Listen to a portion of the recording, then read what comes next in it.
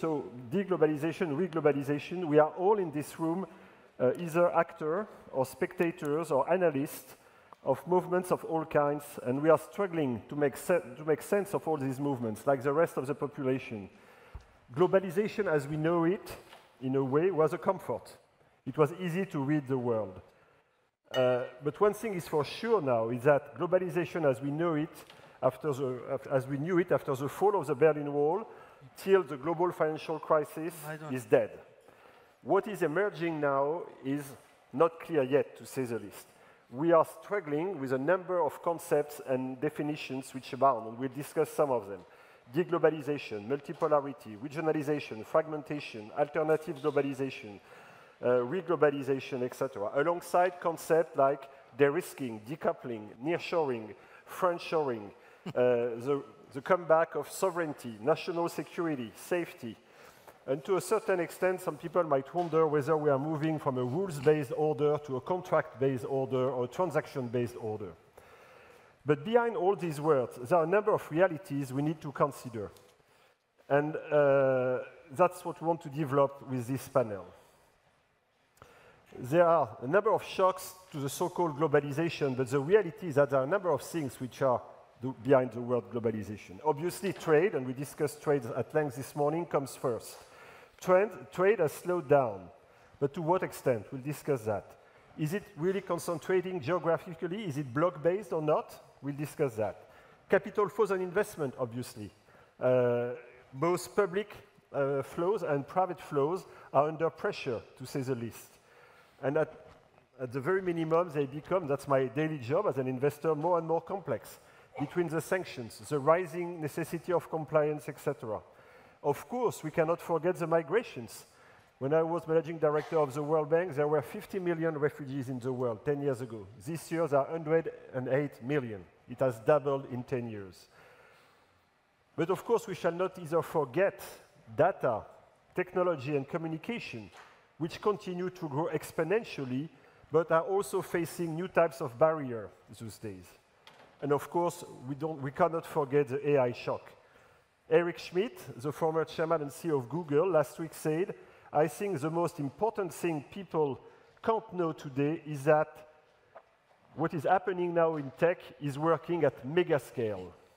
Everything, everywhere, all at once. That might be the new definition of globalization, of another form of globalization. And he added, this is largely due to scale computing, huge computational power, network of resources, and of course the application of AI to everything. So there are the flows of people, of money, of goods and services, and there is also the reorganization of the power around this. What does it mean? The debate is no longer the debate that we heard many times between the so-called West and the so-called West. It's also the power shared between individuals and the tech power. It's a power struggle between government, as reminded us Minister Ivanov this morning. When you are rules, people that can escape the rule make the choice. So there are governments that can impose their rules and the governments that have no choice but to follow and accept the rules of others. So this is where we are. And in a way, I'd like to quote Reid Hoffman. Reid Hoffman is the founder of LinkedIn. Last week he said, today there is a China-US war on tech. And in tech, there is no place for the referee. So that's again, a new form of globalization that we are not prepared to handle in 1989. So let me conclude with two personal experiences. I'm an investor in the South. Blue Like an Orange, that's my commercial page with my orange scarf. Blue Like an Orange is investing in Latin America and Africa. We are, and we've started to discuss that this morning, we are facing a growing gap with the South. The message, and I'm going to be extremely simplistic, the message is, okay guys, you lecture us with all your norms, the Green Deal, etc. The flow of public money is diminishing. Look at the COP conversation. The flow of private money has never been big, and it's also diminishing for a number of reasons, including industrial policies, the rise in interest rates in the north, the America first, or France first, or Germany first policy, because they all come with strings attached. So basically the message, you lecture us, there is no money, and on top of that, you would like us to be nice with you. That's a real issue. It has immense repercussions. My second experience, I'm also working on sustainable development. And we are facing, it has been reminded to us this morning, we are facing global challenges. Whether we like it or not, climate is global, nature is global, plastics are global, etc., etc. So we discuss globalization, and we say, as I said, globalization as we knew it is over. For me, the big challenge is probably not so much to find a new word to describe or define globalization, but to find a way to describe something I would call planetarization. Because we need our planet, and we are not there, far from it. Maybe we are de-risking our individual states, our individual companies, our individual behavior, but by doing so, are we not increasing the risk that our planet is taking? So to discuss all these issues, we have an amazing panel. I will not introduce everybody because you have the bios in your little books. I will start with Sébastien. Sébastien, Jean, please, you have the floor. I remind the rules for everybody. It's 6 to 7 minutes. Based on our conversation, I'm sure you will stick to it. Thanks a lot, Bertrand.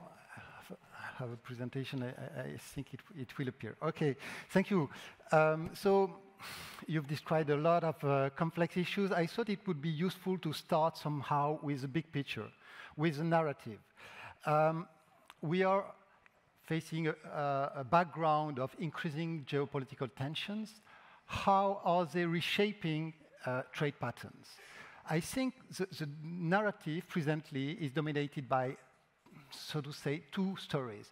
The first one is about geoeconomic fragmentation. It's a term coined by the IMF in a context marked by trade war, by war as well. And the second one is a build-up of competing industrial policies. So I'm going to be very old-fashioned and try to somehow fact-check these two stories using trade data, so I'll be focusing on trade. Let me begin with geoeconomic fragmentation. If you define blocks, the IMF has done it, so I'm here following an IMF fragmentation, a Western bloc organized around the US and Eastern bloc around China based upon correlation of votes at the United Nations. What we are witnessing is that since the beginning of the trade war in early 2018, trade between blocs has been lagging behind the rest of world trade, okay, by 10 to 20% in terms of order of magnitude. But this is an average. So what do we see if we look beyond average? I won't go into details. I have a paper forthcoming next week as an Ifri paper, and I'm relying on it. What we see is that war is highly disruptive, but not by 10 or 20%, by one order of magnitude. That's about a kind of hard decoupling. Trade war is significantly disruptive as well. Not by 10, 20%, more in the order of 30, 45% compared to similar flows, okay? It's a kind of soft decoupling.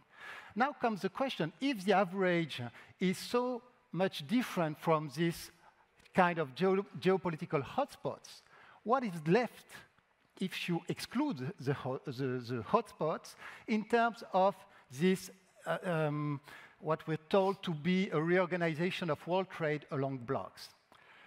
The reply is here to that answer. And the reply is nothing. Nothing is left.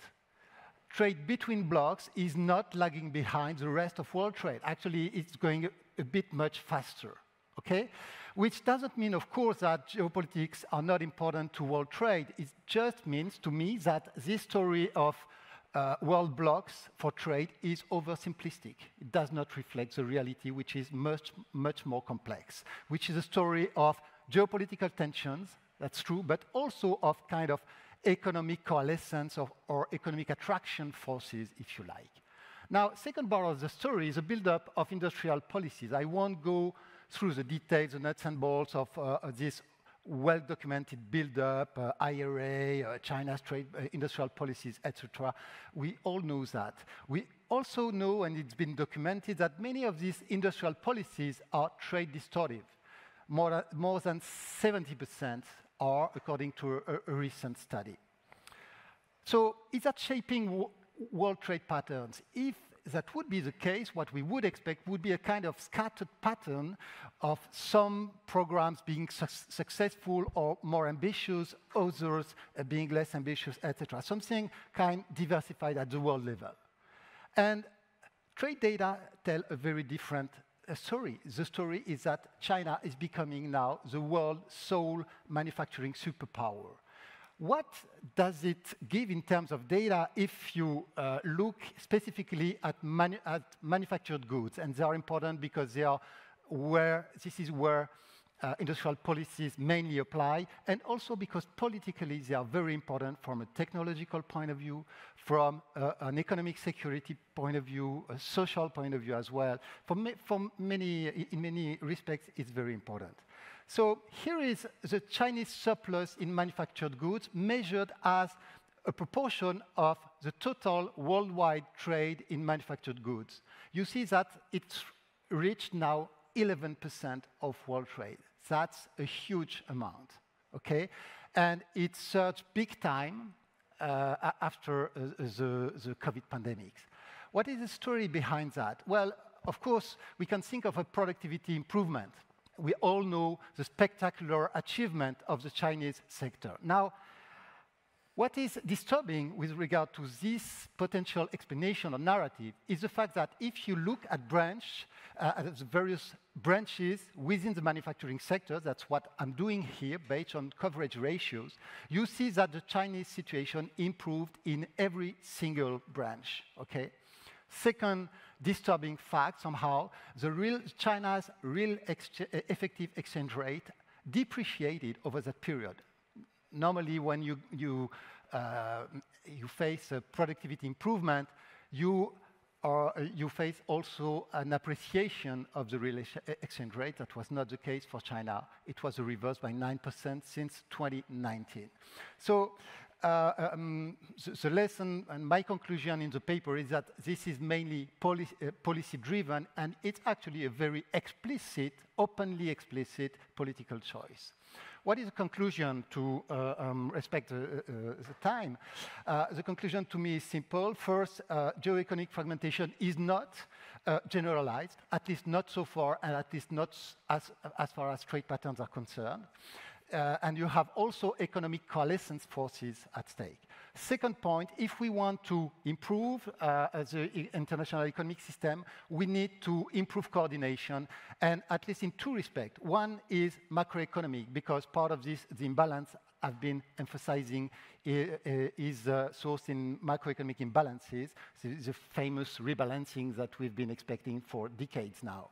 And the second is about industrial policies, and I think that here it is indispensable to recognize that we need policy space because of the needs to invest in climate transition and in economic security at least. Thank you.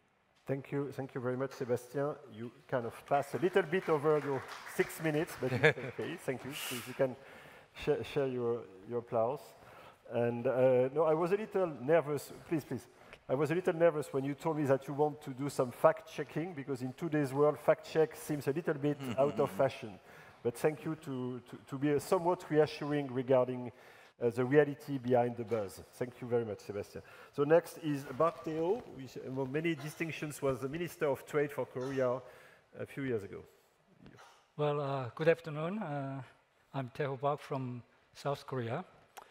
I would like to join first previous speakers in thanking WPC organizers, particularly Professor Thierry Montbrial, for inviting me to this wonderful occasion.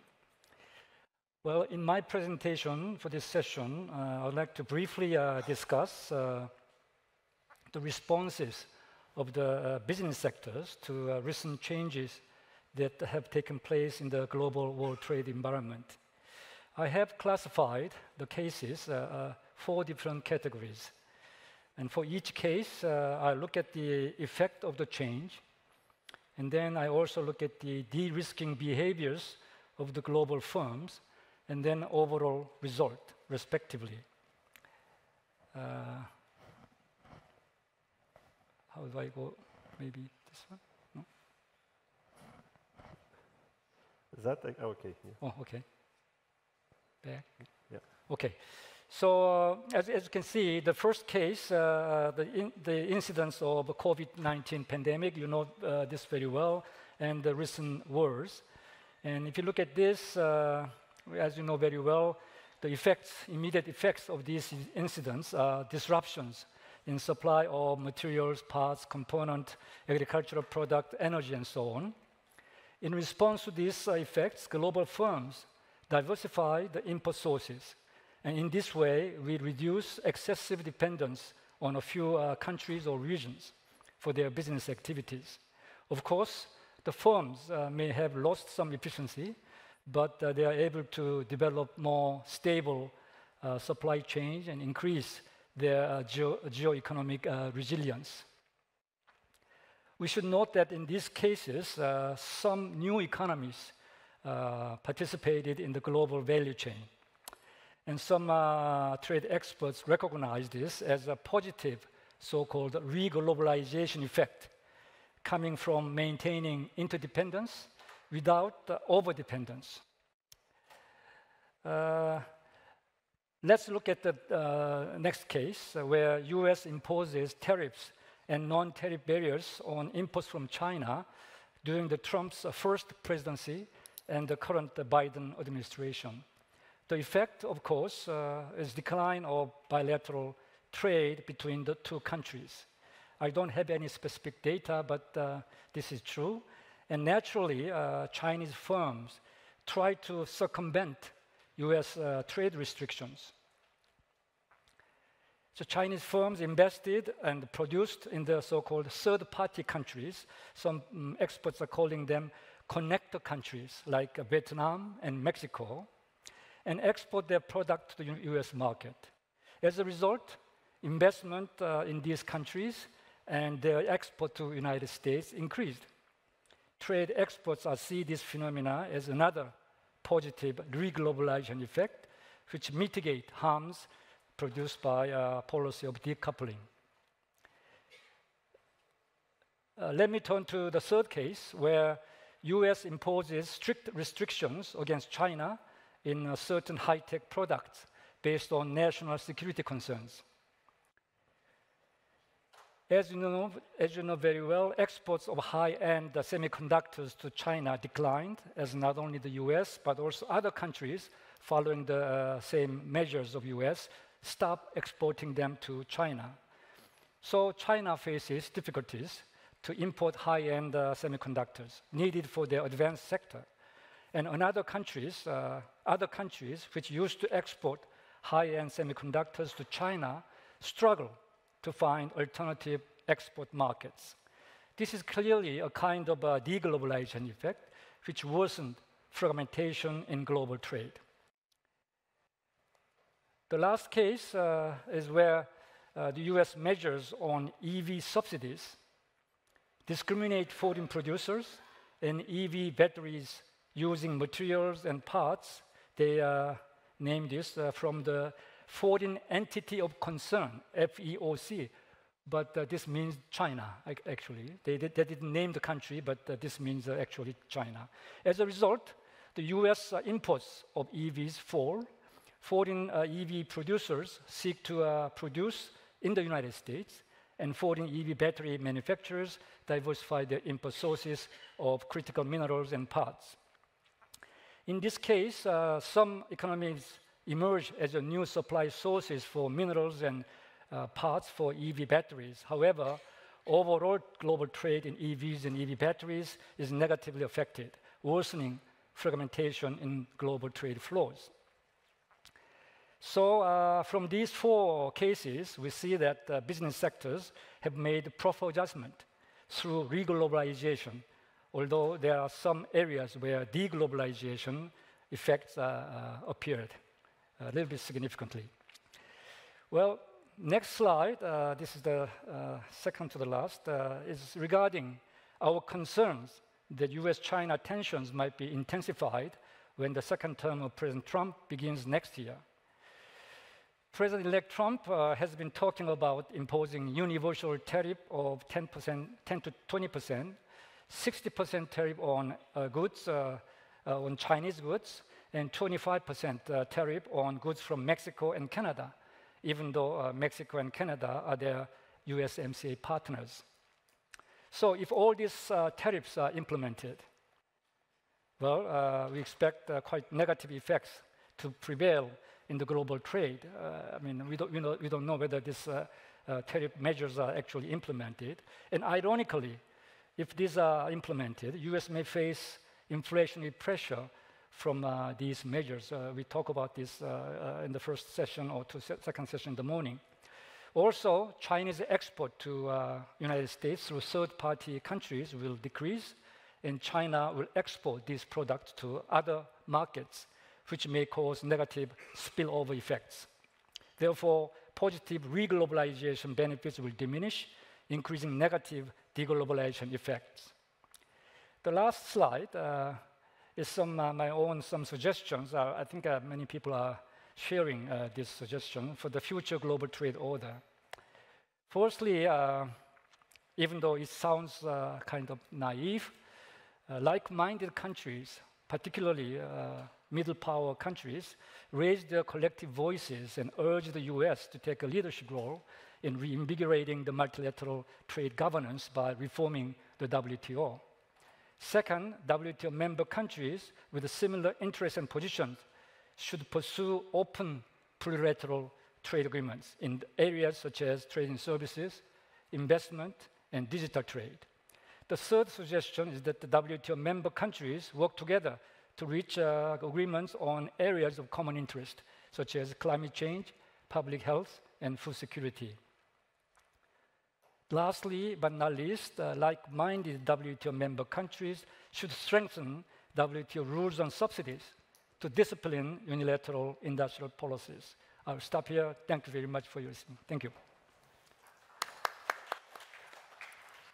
Thank you very much for being very specific. I think it's good to move from general observation to specific cases.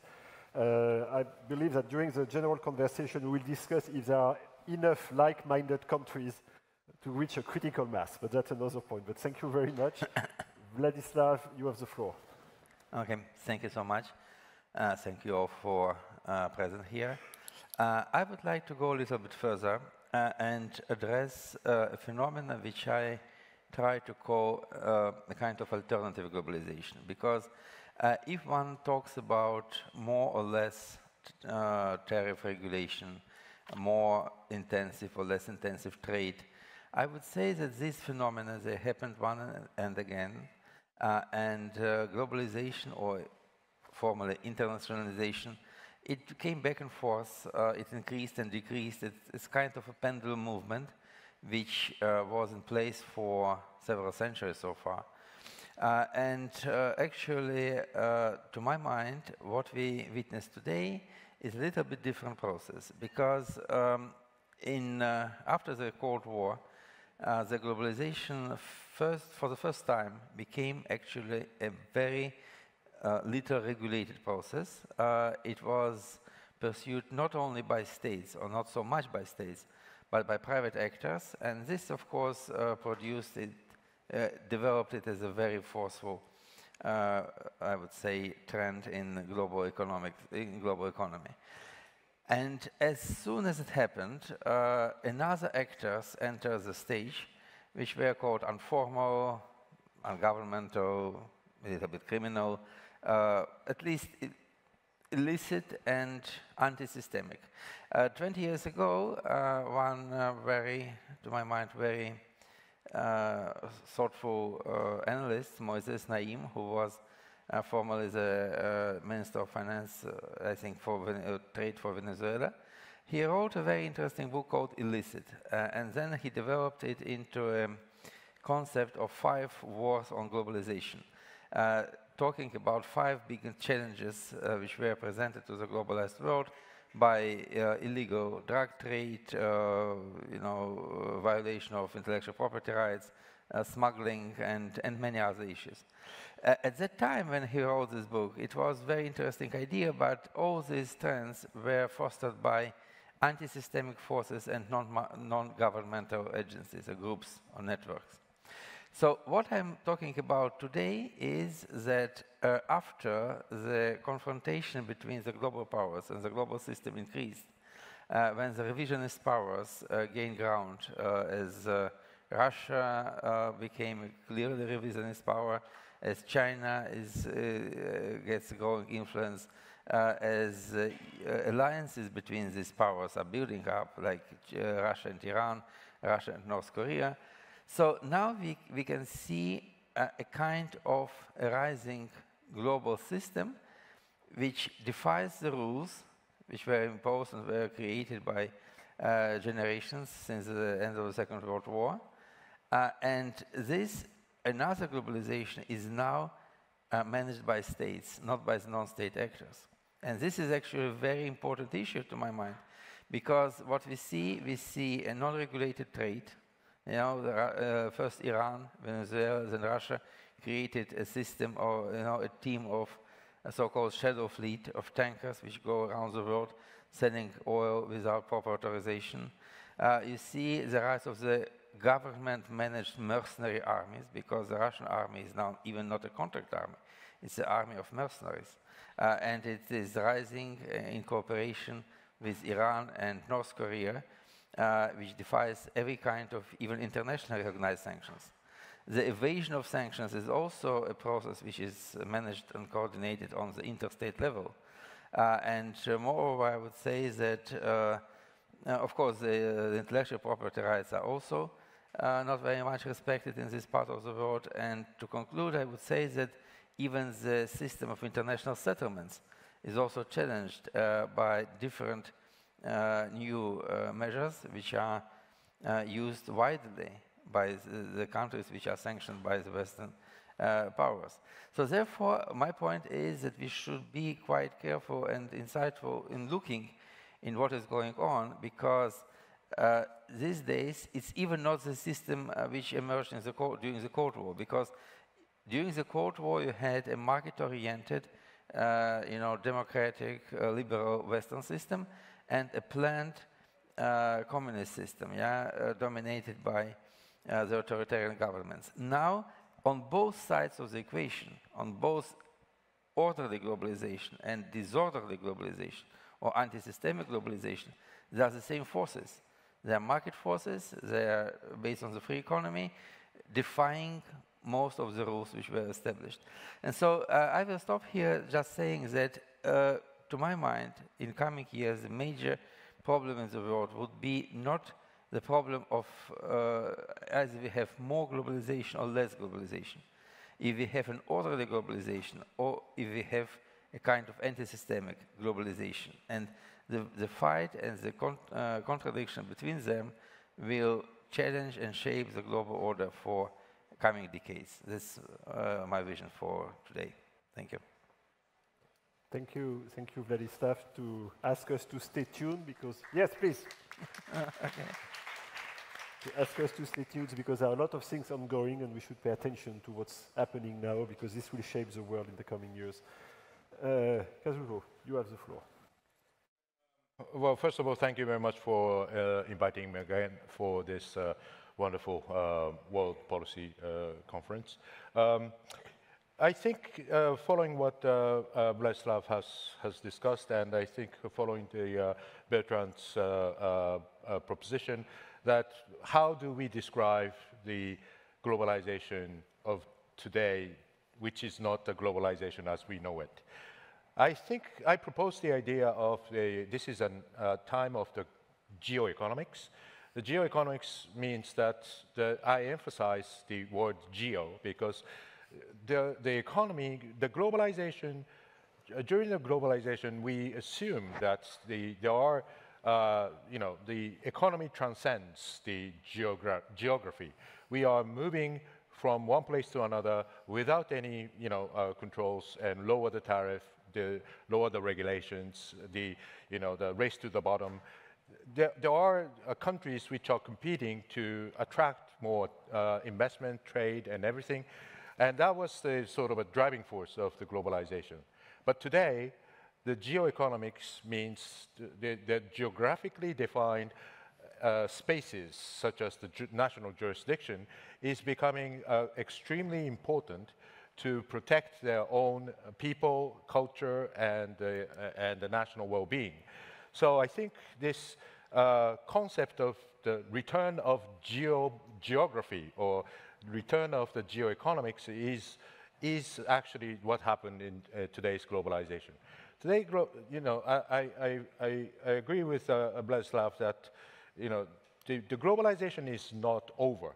The movement of trade, movement of capital is still going on, but there are a number of countries which are taking certain measures to be driven by the domestic concerns about the globalization or free trade is actually harming their economy and the society.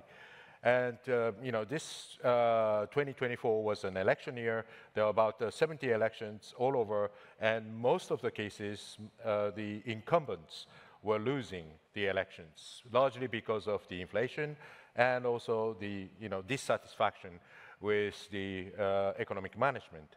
So free trade is becoming more and more as an enemy, and using tariffs and export control or any other means to restrict the trade is becoming as a fashionable means to weaponize the economy, because we are trapped in the interdependency. Interdependency has been promoted during this during the time of the globalization. It, you know, there are so much deeply engaged in many countries, including the United States and China. So decoupling is not realistic. And well, as Sébastien has mentioned, that you know, the trade between blocs still goes on because we are trapped in the interdependence. But the contents of the interdependence is now changing. We cannot easily using this interdependence for the sake of the economic growth, but it is for the sake of the economic weaponization. So using this interdependence, or the, you know, the situation where the countries are trapped into the interdependence, is now being, you know, giving a very fertile ground for the politicians such as Mr. Trump to use that as the tools to threat other countries, because, you know, no country wants to be left out from the interdependence. If you are left out from the interdependence, then, you know, there will be a lot of pain that associates with.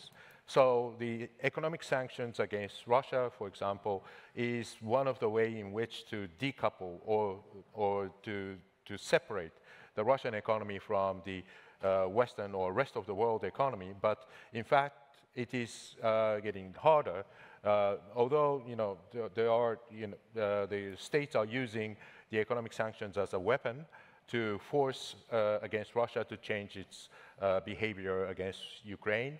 But at the same time, you know, there are certain rooms are left. For example, Japan is still buying LNG from Russia, or the many other countries are buying oil and diamonds from Russia.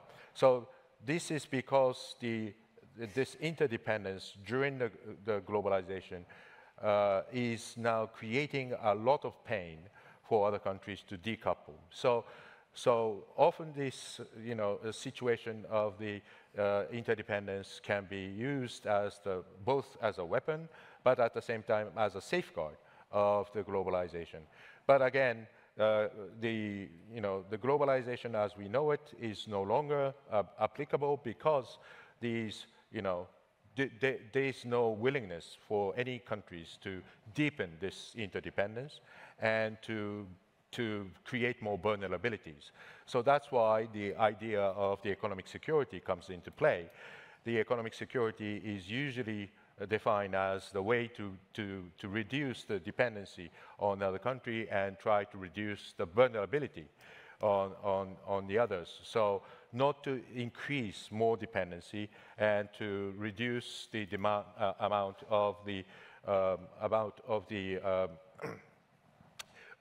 interdependence. And finally, even this situation, what is interesting is that Mr. Trump's policy to use tariff as the economic coercive measures, it is interesting that the movement of capital is not restricted.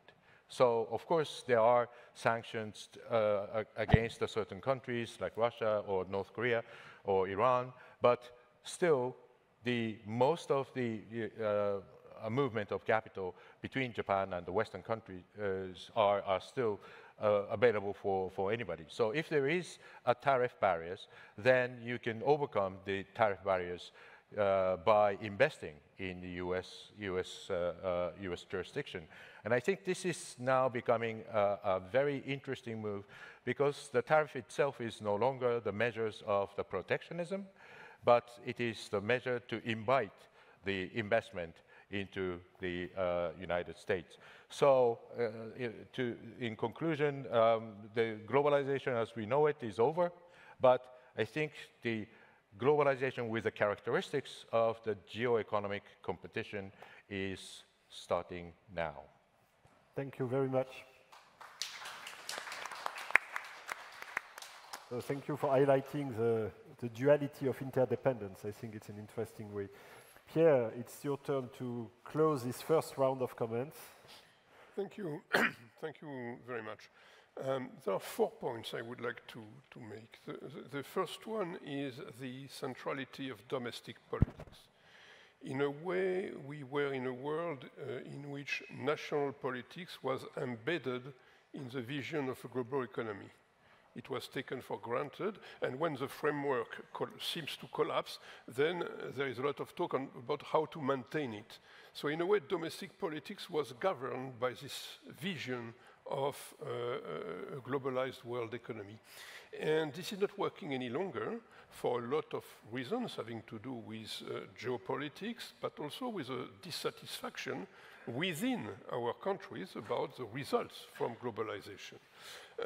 And we need to move, at least traditionally, to a world in which the vision of the global economy is embedded in domestic politics, the reverse.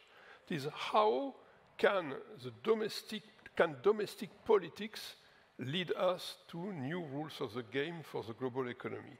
And this is a difficult question because, of course, the how that will happen depends on the country we sit in. And this process will take time, and I will come back to that. It has to be a transactional process. There is no other way. It cannot be an ideological process because the ideology is not shared. So we need to reconstruct an ideology of rules of the game, and that's a challenge before us. My second message is about the economics of globalization. A number of speakers have said, and I do agree, that globalization is still alive and kicking. And it is not only about trade and finance, by the way, it's about cultural exchanges, it's about the way research is conducted, increasingly internationally, it's about health. The solution, quote unquote, to the COVID pandemics was basically international, not national. It's about also global public goods, which create a new need for globalization because any solution has to be joint action. So that's a form of cooperation which is much more demanding.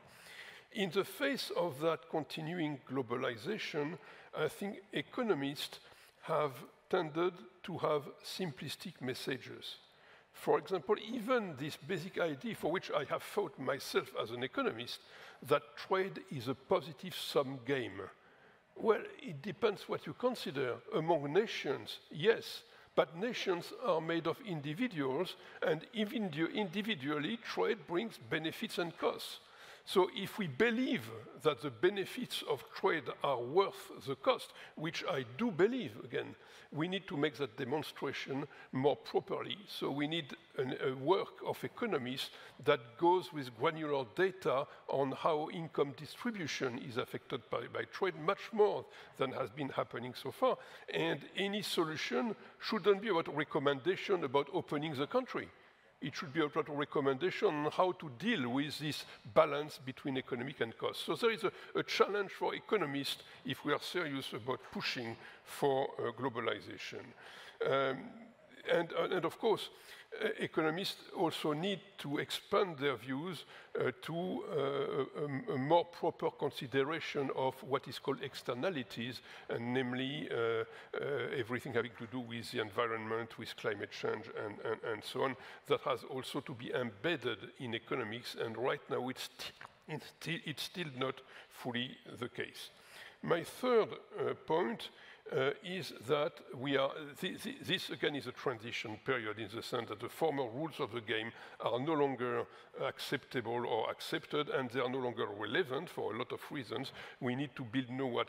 During this transition, the world is increasingly uncertain because there are no rules of the game that we know will be respected by all actors. And facing that uncertainty, I think it's quite normal that the private sector, companies, are trying to de-risk.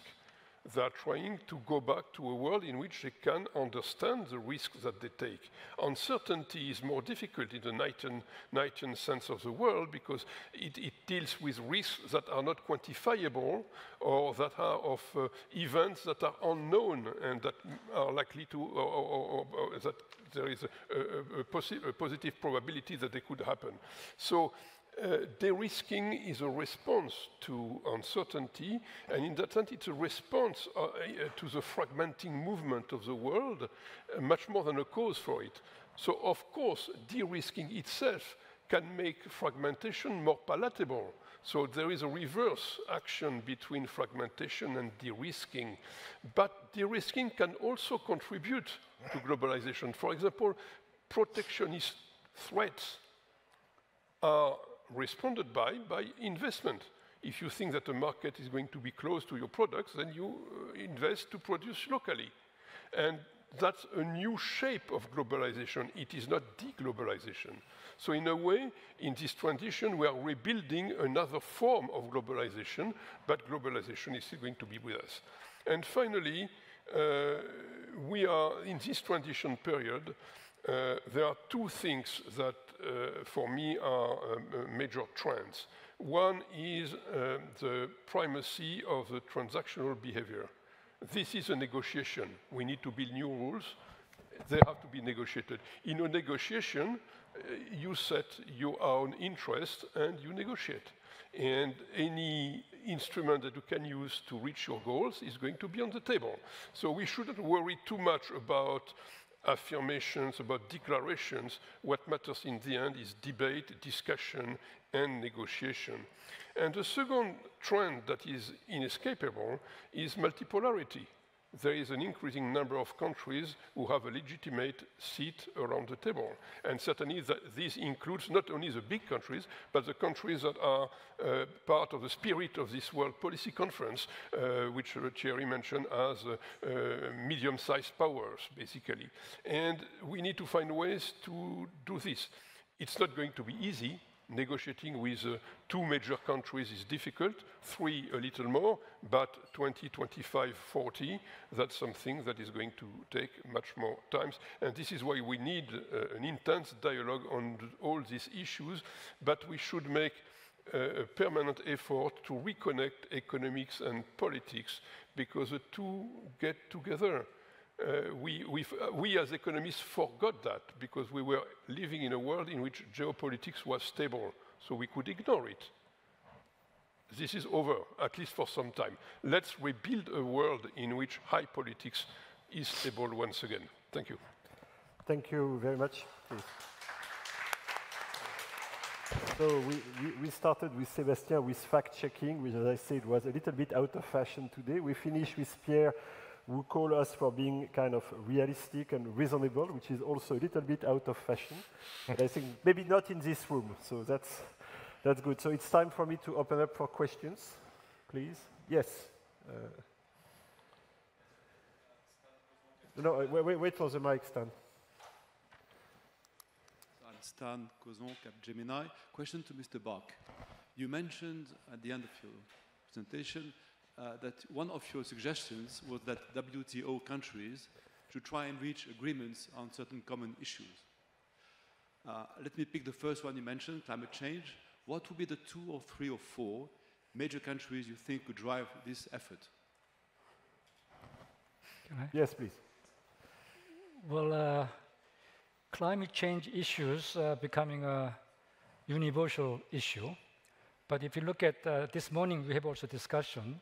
We have big leading nations having different positions on climate change issues.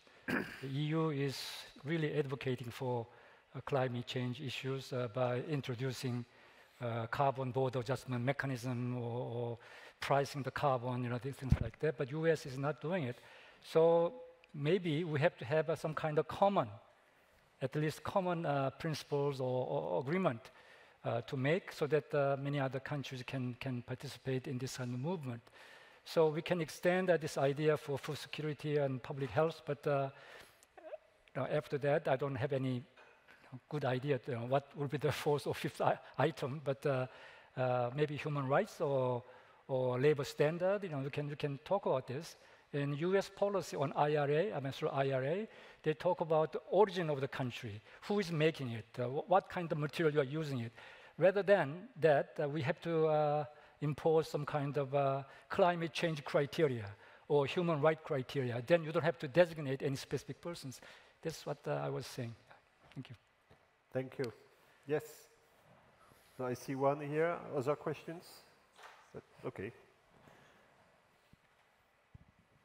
Sorry, very big question to you, sir. You mentioned... Can you introduce yourself, Farid please? Yassine. I used to be ambassador to France. A good friend of Thierry's, that's why I'm here. Question on the parallel economy.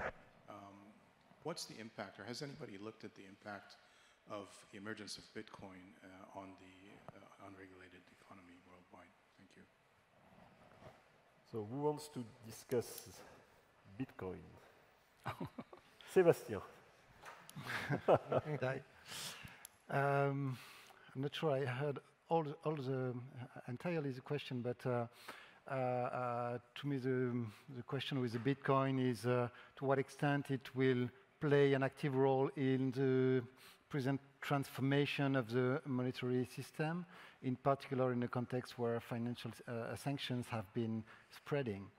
My feeling is that so far they have been playing a role that remains marginal, rather marginal. It might increase, but I don't think in the near future it will play a major role. What I would add is that I don't think the objective of many governments in that respect is to replace the dollar in the monetary system. I think the objective for them is just to limit vulnerability to financial sanctions, which is a pretty different thing, and which does not require replacing the dollar. And I think it's much more pragmatic and reachable objective. Thank you. Are there questions? Yes, please, thank you. And there are two. Yeah, we take this one, and there is one on the front row afterward. Thank you, Nicolas Pio from Tilt Capital. I was just wondering whether we are considering China with today's eyes, and going forward, we're not looking at also the weaknesses.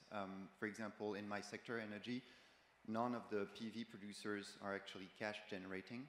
Same thing for EV producers apart from BYD. So do you think that they will remain this sort of super manufacturing superpower by definition, or can they be mishaps? Pierre or Sébastien? Yeah, perhaps quickly, I think what we have been witnessing for a few years has been a major bias in Chinese policies in favor of supply in general and the manufacturing sector in particular. What we know and we have been witnessing for a long time is that this is not inconsistent with a very strong, very harsh competition within China. So I think and it's typical actually of the way the Chinese leaders are organizing industrial policies. I mean, favoring the sector, but also favoring competition within the sector. So to me, that's part of the process, and I see no contradiction, and I see no reason why that would weaken the general position of the Chinese sector as a whole? Suzuki-san? Right. Well, I fully agree with Sébastien. I think no country is perfect, and China is neither. I think China has a lot of problems on the food, energy, supplies, and these are, of course, the weakness. But at the same time, their fierce competition, internal competition, is making Chinese products very competitive externally, but their internal framework of the economic competition and the market is more fragile and fragmented. So there are, this is also very interesting that most of the cases it is the government-led competition. So the government provides the incentive for the private sectors to compete and to gain the access to the subsidies and tax credits, and then they are competing each other, and then at the end of the day, either the big guy remains like BYD or in some other cases, and there are all players die together, like in case of the share bike or many other consumer products. So I think Chinese economy is very dynamic, but also it is very extreme in a way. So there are lots of weaknesses in China, and that's not any contradiction with the manufacturing superpower. Thank you. Yes, Pierre. Yeah, I just wanted to use this opportunity to say that this has lessons for Europe. And I think that we cannot predict what will happen in China, but certainly the message for Europe is very clear.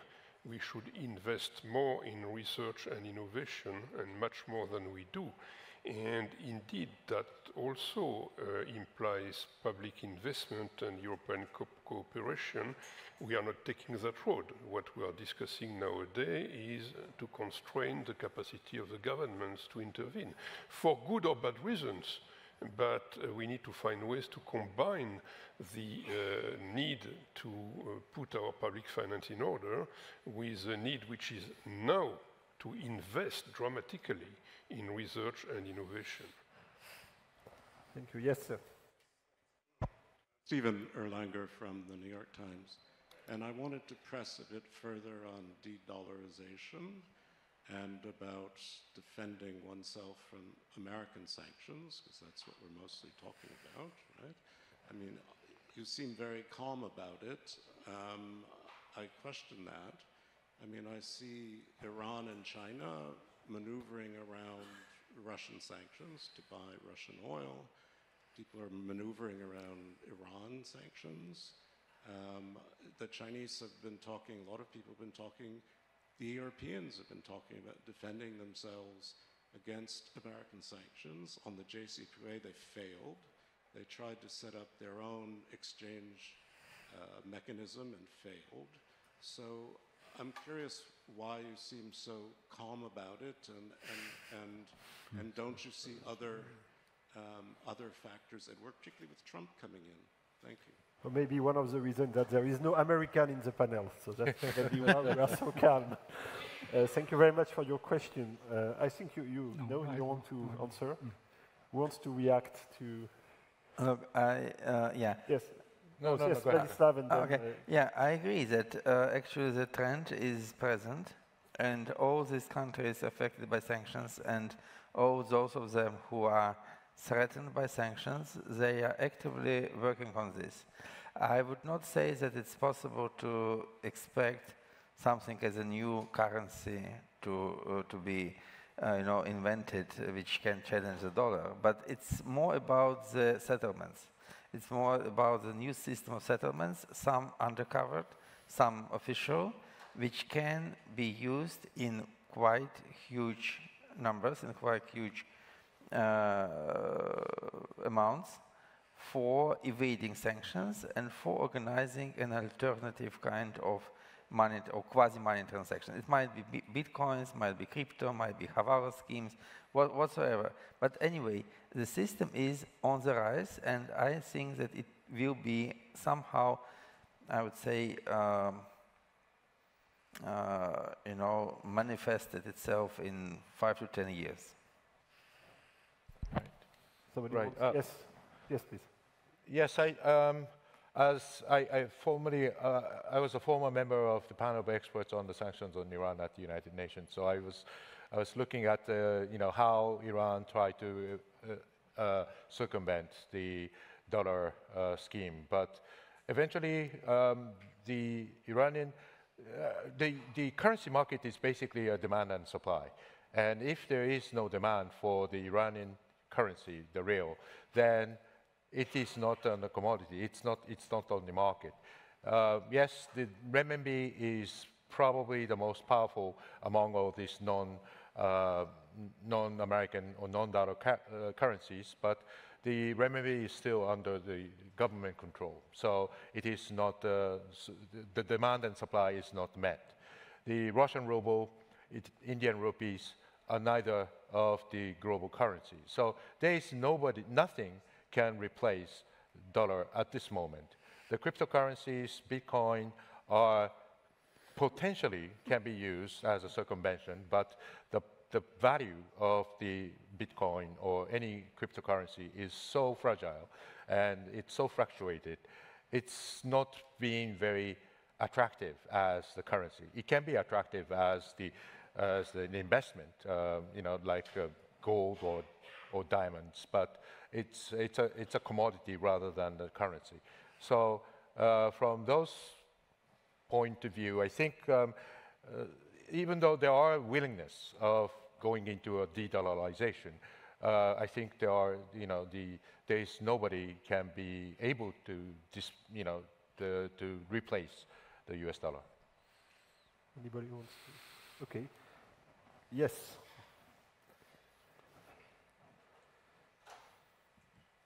Tania Sologoup, Crédit Agricole, French bank. Especially maybe Vladislav, don't you believe that the circumvention of sanctions are also creating new roads?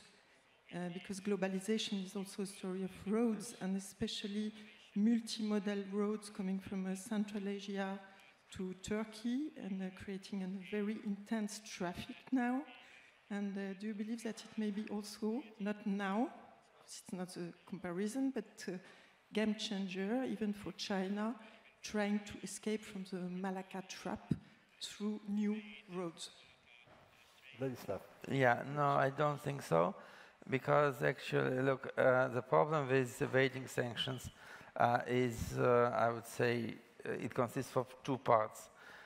One is evading direct sanctions, for example, semiconductors, gold, some other strategic commodities, dual-use products and whatsoever. And this amount of goods is, I would say, quite negligible in size. So for supplying the Russian defense or military industry by semiconductors, you should have 2-3 containers per year. It's quite enough. So therefore, I would say that the evasion of sanctions by itself will not create these new routes, but definitely those goods which are not formally sanctioned, for example, the personal computers, smartphones, they are not sanctioned. The companies, they say that we are not operating in Russia anymore. So therefore, the official flows which went from Europe to Russia in previous days are substituted by the semi-official flows which go to Armenia, Kazakhstan, Kyrgyzstan, Turkey, and many other countries. So in this case, yes, maybe, but it's not a sanction evasion. It's kind of, I would like to say, better to say, optimization. The sanction evasion per se is very sophisticated and small size process. It will not create another trade routes. Thank you. Anybody else? If not, I have a question for all of you. I quoted in my introductory remark Reid Hoffman, the founder of LinkedIn, who said in AI, this is a soccer match between the US and China, and the referee cannot win. And I would add, is there still a referee in this match? would like to react? Sébastien. Yeah, perhaps I can start. I think so, somehow, at least if I understand well, your question reminds us of the importance of third parties and middle powers to call them as Thierry did in his introduction. And I think it's really central for many issues. And we see this with sanctions, for instance. If you want to impose efficient sanctions, you cannot do it alone, except in very exceptional cases. Dollar, to some extent, is one of these cases. But we see that, for instance, in top-end semiconductors, even the US need allies. And if you don't have allies, at least you need support or consistent behavior from partners. So we are increasingly in a multipolar world, and I think it's defining increasingly the way the world economy behaves. And perhaps that's a silver lining in what to expect with the new Trump administration. Perhaps Trump is better prepared than, to his objectives than he was 8 years ago. But I think as well that many of the countries around the world are also perhaps prepared better to play a role, and a positive role, to build up the resilience of the international economic system. So my reply is not specific to AI and more general, but to what extent does it apply to AI, I'm not sure, but... Yeah. Well, if I want to pursue this analogy with referees and so on, I would say that, first of all, we are not in a game between A and B, because there are C, Ds, E, F, G, H around taking part in the game. And second, there are many referees, in fact. And one of the characteristics of the world we are in is the need for joint action. Joint action, by definition, is not a game between one country and another. It is a dynamics in which everyone needs to take part. And being a referee could be actually deciding not to take part. And that is something that would be very damaging for a number of issues that are very relevant in today's world economy. So I think the analogy has limits, that indeed politics is back, and that goes in the sense of things the referee doesn't matter. But since we are entering a multipolar world, there are many ways in which all the actors, including the referees, will have their say. Thank you. I think we will let the discussion on AI go on the tech panel to see whether AI is really changing anything or not to our conversation. Yes, Jean-Claude. And this will be the last question, I think, given the time. No, wait for the microphone for the translation.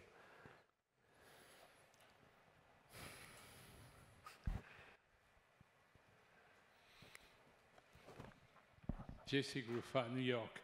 I have a question for the panel. I'm not sure who wants to pick it up, but we talk about currency, we talk about trade, and so on and so forth. So currencies are a way to settle trade. But at the same time, currencies are also an instrument of reserve. So when we talk about using one currency versus another, we have to think about the fact that if you trade, you get some currencies, you create a balance, and the question is, where do you want this balance to be kept? Yeah. The issue of convertibility, the issue of liquidity, to me are very, very prominent. And in that sense, one of the superiority of the dollar, in my opinion, is the fact that although it is under the control of the Federal Reserve Bank of New York, at least this is, unless the US decide to use, as they've done in some situations, I'm thinking a very large European French bank, as a matter of fact, had to pay $9 billion for trying to bypass sanctions. And they forget the fact that every trade in US dollar settled at 8 o'clock New York times every day. So it goes to the US. You can't avoid that. Thank you. Having been CFO of two large banks which have not fined as much as the one you refer to, I know the feeling.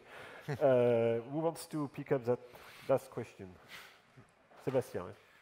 Just perhaps to comment that indeed there's a kind of contradiction between the very large imbalance and the some frequently announced willingness of decoupling. As long as you have such imbalances, you are somehow linked through the settlement of these imbalances. And that's why so far interdependence remains, which does not mean that it is healthy or that it remains for good. Thank you. Vladislav, you want I would add a little bit here, because before all the sanctions wars and before this restoration of the global confrontation, of course, the value of dollar and the euro was in the universal role in the global financial system, and everything which Sébastien said applied to these both currencies perfectly. But now, when these additional restrictions are in place, so I would say that a very sophisticated task is now facing many governments, because except of the natural virtues of the dollar or euro, they should reflect on many other obstacles, because, of course, yes, dollar and euro are the best possible reserve currencies, but some countries cannot afford them because they believe they are risky strictly for them, for these countries, for Iran, for North Korea, for Russia, whatsoever. So therefore, it would be a kind of, a huge, how to say, a huge list of options, from more favorable to less favorable. And therefore, the competition is a little bit,